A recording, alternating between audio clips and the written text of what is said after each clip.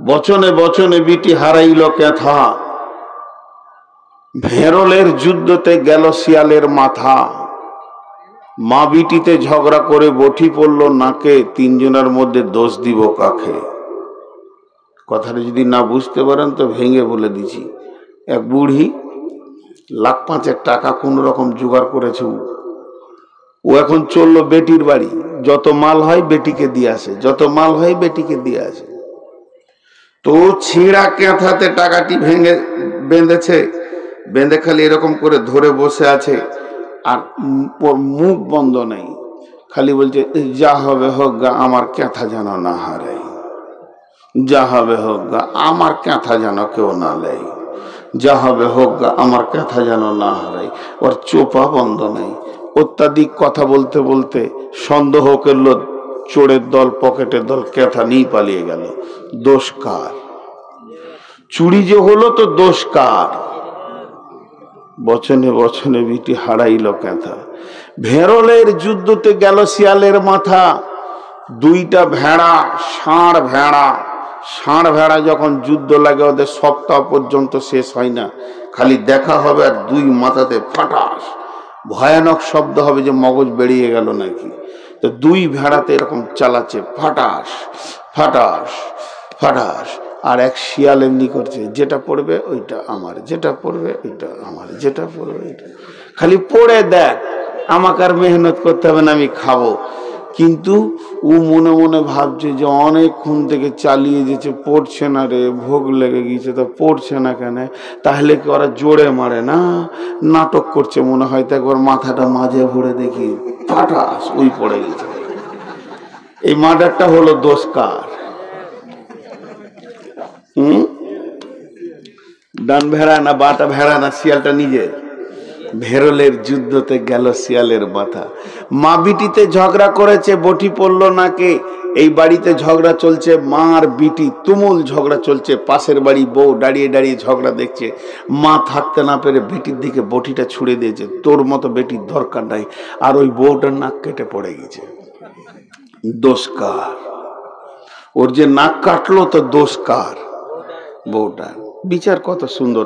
বর্তমানে মুসলমানের অবস্থা তাই। এদের যে চোপার জোর, চায়ের দোকানে ভাগ ভাগ ভাগ ভাগ ভাগ ভাগ ভাগ ভাগ ভাগ ভাগ ভাগ ভাগ ভাগ ভাগ ভাগ, তিনটে মার্ডার হয়ে গেল। ওই চোপার জোরে মার্ডার হচ্ছে। জি বলছে করোনার পরে সকালকার 7টা ট্রেনটা কটায় যায় জানিস? একজন বলছে 8:30টায় যায়, বলছে না 8টায় যায়। বলে কত কথা। একটা মেয়ে কাপড় নিয়ে দৌড়ছে, বাস ধরবে, এমনি করে দৌড়ছে, বলছে বাবা 8টার বাসটা কটায়? ওকে কি বলবো? ও নিজেই বলছে 8টার বাস, আবার বলছে কটায়? 8টার বাসটা কটায়? এরা চায়ের দোকানে ঝগড়া শুরু করেছে যে সকালকার ট্রেনটা কটায় যায়। একজন বলেছে 7টা, আরেকজন বলছে তোর বাবার জীবনের ট্রেন চেপেছে বে।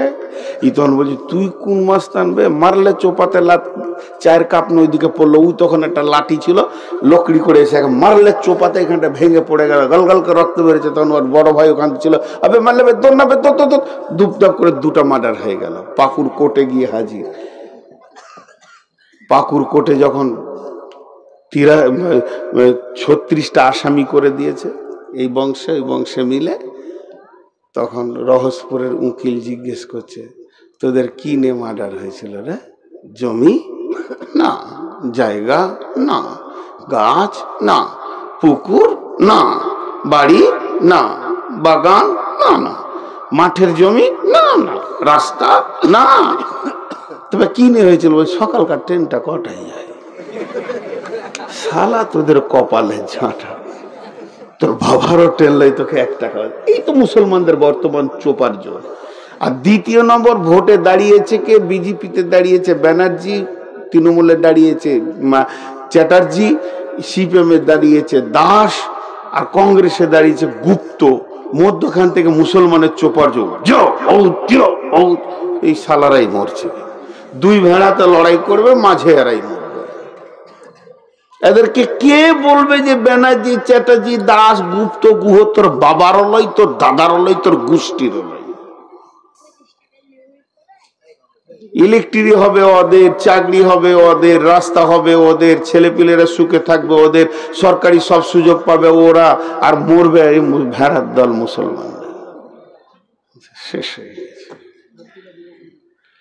হায় আল্লাহ বলছেন বিসমিল্লাহির রহমানির রহিম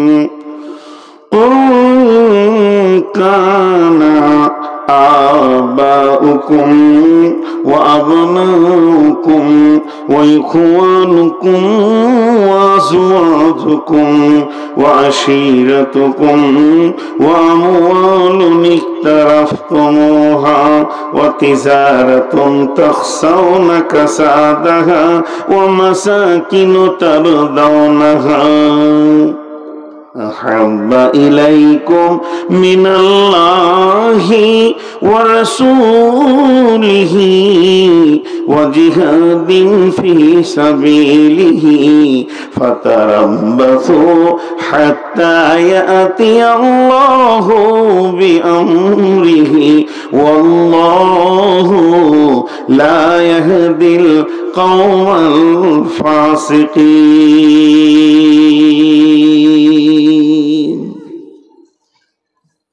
ল্যাবে রোগ পাওয়া গেল। মুসলমান যে বডিটা পৃথিবীতে, এদের রোগ খুঁজে পাওয়া গেল ল্যাবে। ল্যাবরেটরিতে রক্ত দিলেই বলে দেবে জন্ডিস হয়েছে, ক্যান্সার হয়েছে, সুগার হয়েছে, ডায়াবেটিস হয়েছে, তাই ল্যাবে পাওয়া গেল। রব্বুল আলামিন বলছেন, শোন, যখন তোরা 8 জনের মহব্বতে পৃথিবীর বুকে পৃথিবীতে আত্মহারা হয়ে যাবি, আর তোদের দিল থেকে 3 জনের মহব্বত বেরিয়ে যাবে, কম হয়ে যাবে। 8 জনা ত্বরান্বিত হবে ওপর দিকে, আর 3 জনা অবতরণ হবে নিচের দিকে। তখন আমি আল্লাহ তোদের জন্যে মাস্টার পাঠাবো। ফাতারাব্বাসু হাত্তা ইয়াতিয়াল্লাহু বিআমরিহি ওয়াল্লাহু লা ইয়াহদিল কওমাদ যালিমিন।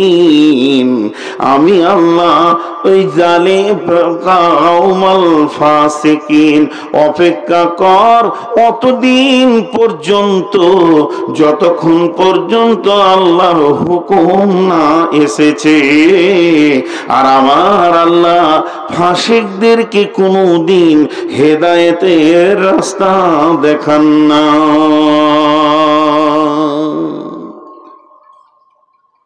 শেষ কথা বলে দিয়েছেন, অপেক্ষা কর। গাদ্দারি কার সঙ্গে করছিস? জি, গাদ্দারি কার সঙ্গে হচ্ছে? ধোঁকাবাজি কার সঙ্গে হচ্ছে? আল্লাহর সঙ্গে ধোঁকাবাজি হচ্ছে। অপেক্ষা কর, আসছে দিন, আসছে।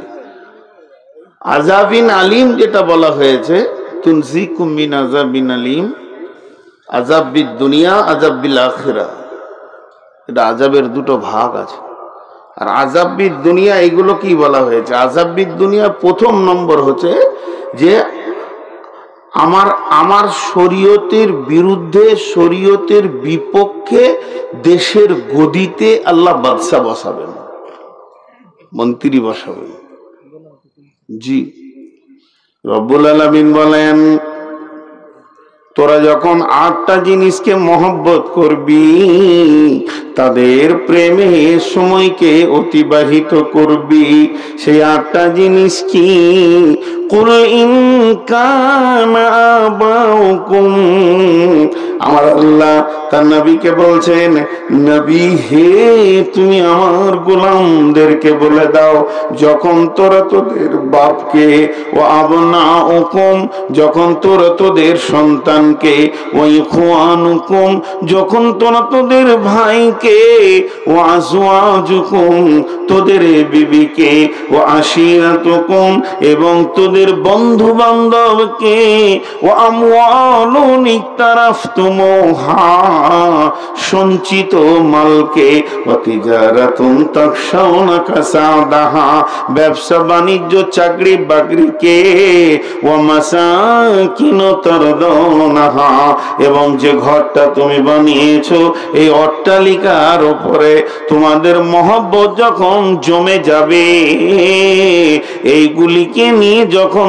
তোমরা আত্মহারা হয়ে যাবে, বাপের পেছনে সময় লাগাবে, সন্তানের পেছনে সময় লাগাবে, ভাইয়ের পেছনে সময় লাগাবে, বিবির পেছনে সময় লাগাবে, বন্ধুর পেছনে সময় লাগাবে, এদেরকে ভালোবাসবে, সঞ্চিত মালকে নিয়ে কলিজা ঠান্ডা করে দেবে। শুধু তাই নয়, যেদিকে তোমার মাল সুসুর করে ঢুকছে, ব্যবসা বাণিজ্য চাকরি বাকরি, এগুলোকে তোমরা ভালোবাসবে। আর ভালোবাসবে যে অট্টালিকাটা তুমি বানিয়েছো, এর প্রেমে তুমি পাগল হয়ে যাবে। আর তোমার কাছ থেকে তিনজনের মহব্বত কমে যাবে।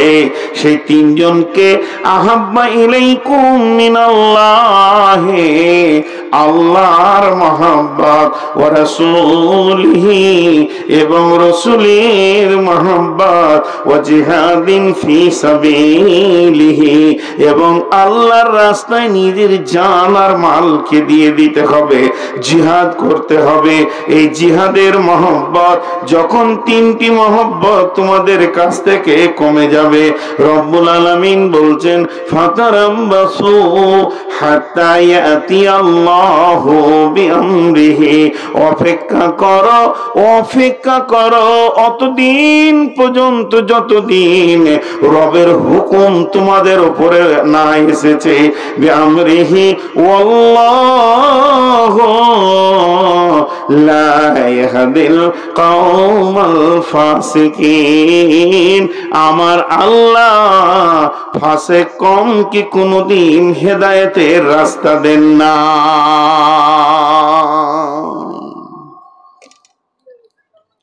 ভাবি,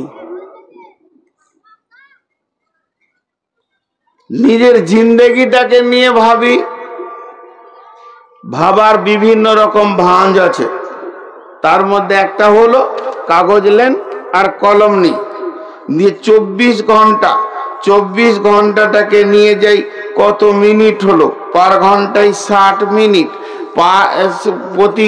প্রতি ঘন্টায় 60 মিনিট, যে ক মিনিট হচ্ছে দেখি রাত দিনে 24 ঘন্টায়, যে তারপরে হিসাব করি যে এতগুলো আমার মিনিট হলো। সেই মিনিটগুলোকে ভাগ করি, আব্বাকে কত দিলাম, বিবিকে কত দিলাম, ব্যবসায় কত দিলাম, ছেলেকে কত দিলাম, মেয়েকে কত দিলাম, বন্ধু বান্ধবের পেছনে কত সময় লাগালাম, আমার আল্লাহ রসুলের পেছনে কত দিলাম। জিন্দেগিতে যে ইনকামটা করেছি সারা বছরে 5 লাখ, 7 লাখ, 10 লাখ, 20 লাখ, 1 কোটি, 2 কোটি, 5 কোটি, যার যেমন ইনকাম আছে ভাগ করি। আল্লাহকে কত দিলাম, বিবিকে কত দিলাম, সন্তানকে কত দিলাম, মেয়েকে কত দিলাম। ভাইরা আমার, আল্লাহ তাবারাক ওয়া তাআলা বলছেন, মাঝরে বিশ্বনবী বলছেন, মাছ আমার 10টি ওসিয়ত শুনে লাও। তার মধ্যে একটা হচ্ছে ওয়া ইয়াকা ওয়াল মাসিয়া ফা ইন্না বিল মাসিয়াতি হাল্লুন সাখাতুল্লাহ। আরেক জায়গায় নবীজি বলছেন ওই হাদিসটার ভিতরে, লা তাতরুকান্না সলাতা মাকতুবাতান মুতাআম্মিদান ফা ইন্না মান তারাকা সলাতা মাকতুবাতান মুতাআম্মিদান ফাকাদ বারিয়াত মিনহু জিম্মাতুল্লাহ। আল্লাহ তাবারাক ওয়া তাআলা বলছেন, বিশ্ব নবী বলছেন, মাঝরে শুনে লাও, যে এলাকাতে, যে বস্তিতে, যে গ্রামে, যে টোলাতে, যে পাড়াতে, যে মহল্লায়, যে বাস স্ট্যান্ডে, যে শহরে প্রকাশ্য দিবালোকে, রাতের অন্ধকারে নয়, তিরপল ঢেকে নয়, ঘরের ভিতরে গোপন নয়, প্রকাশ পেয়ে যাবে কাবিরা গোনা। প্রকাশ্যে তাস চলবে, প্রকাশ্যে জুয়ো চলবে, প্রকাশ্যে সুদ চলবে, প্রকাশ্যে জেনা ব্যভিচার চলবে, একদম বুকে ভয় নাই, লুডো দাবা চলবে, মাতালরা দাপিয়ে দুনিয়া করবে। তো আল্লাহ তাবারাক ওয়া তাআলা ওই এলাকাকে ধ্বংস করবেন, ওই এলাকাকে এমন ভাবে গজব দেবেন, আযাব দিয়ে ধ্বংস করবে, তারা আপোষ লড়াইয়ে ধ্বংস হয়ে যাবে। বিভিন্ন রকম আযাব ওই এলাকায় পৌঁছাবে যখন তারা কাবিরা গোনাকে প্রকাশ্যে করবে। তাহলে গোনা করলো 50 জন, আর 50 জন গোনা করলো না, 100 জন এখানে নষ্ট হবে। বলে গোনা যারা করছে এরা যতটা গোনাগার, জোনা যারা দেখছে এরা অতটাই গোনাগার। এরা তো মানা করে না, অথচ বিশ্বনবী বলছেন মানরা আমিন কুমুন কারাম ফালাইয়ু বিয়াদি। তুমি যখন কোনো অন্যায় দেখবে, কোনো খারাপি দেখবে, হাত দিয়ে রোকো। ফাইল্লাম ইস্তাতি ফাবিলিসানি ফাইল্লাম ইস্তাতি ফাবিকালবি। যদি না পারো তাহলে তুমি জবান দিয়ে বলো, না পারো তো অন্তর দিয়ে ঘৃণা করো। বিভিন্ন স্তর রয়েছে। আমি করলাম কি, মসজিদে নামাজ পড়ে জিকির করতে করতে করতে করতে বাড়ি গেলাম, আবার বাড়ি থেকে উজু করে জিকির করতে করতে করতে করতে মসজিদে এলাম। আমি নিজেকে আল্লাহর ওলি মনে করলাম, আর রাস্তার দুই ধারে জুয়া চলছে, তাস চলছে, চোখের সামনে জেনা ব্যভিচারের ডাক চলছে, আর চোখের সামনে মদ চলছে, অথচ প্রকাশ্যে তারা দিবালোকে চালাচ্ছে। আমি তাদেরকে বললাম না, এই একটা কারণ। আর দ্বিতীয় কারণ হচ্ছে আল্লাহর নবী বলছেন, মাঝরে আমার উম্মতকে বলে দিও, তুমি ওসিয়তটা ভালো করে শুনে নাও, শুনে নাও, শুনে নাও। হে মাঝ, শুনে নাও, যে আমার যে ব্যক্তি জ্ঞান বশত ইচ্ছা করে যদি কেউ ফরজ নামাজ ছেড়ে দেয়, জ্ঞান বশত ইচ্ছা করে কেউ যদি ফরজ নামাজ ছেড়ে দেয়, তো আল্লাহ তাবারাক ওয়া তাআলার সাথে তার সম্পর্কটা কেটে যায়। বান্দা আল্লাহ, আল্লাহ বান্দা, সম্পর্ক কেটে যাবে।